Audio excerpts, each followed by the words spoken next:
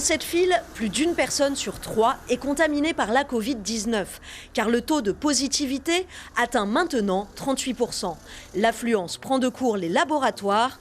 En temps normal, c'est la période calme de l'année. On est pressé par le temps, on est pressé par l'épidémie pour pouvoir répondre à la demande. Et comme vous avez pu voir, dans tous les centres de dépistage, les queues sont longues. Et petit à petit, je pense que ça va se régulariser d'ici quelques jours, qu'on rappelle toutes les équipes, qu'on soit renforcées pour pouvoir dépister.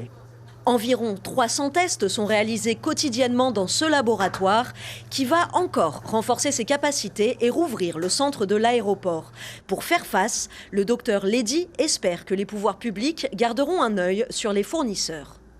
On s'est fait avoir les années précédentes sur l'envoi et le fléchage des colis. Donc on aime bien quand même avoir un regard des autorités pour pouvoir dire attention, le département a besoin, donc régulez bien au fait ces colis-là.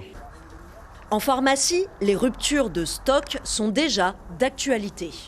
Personne n'avait vu venir que la demande allait exploser à ce point-là. On avait beaucoup de stocks. Début décembre, les stocks étaient vraiment bien, aussi bien en test antigénique qu'en autotest. Et d'un seul coup, vers le 10 décembre, on a vu exploser les demandes de part et d'autre et nos grossistes commencent à être très sévèrement touchés sur les stocks.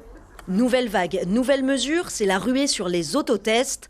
Les pharmaciens demandent l'aide de l'ARS. On a tous cette demande, tous les pays du monde sont concernés par cette énorme explosion. Donc on fait le maximum pour pouvoir avoir des stocks supplémentaires qui nous arrivent. Mais c'est vrai que là, les pharmacies de Cayenne, de Rémire, etc., nous l'ont dit, elles ont été dévalisées par des autotests qu'elles n'avaient pas beaucoup stockés parce qu'ils étaient très peu demandés. Se faire tester s'annonce laborieux, mais reste essentiel pour briser les chaînes de transmission d'Omicron, 70% plus contagieux que le variant Delta.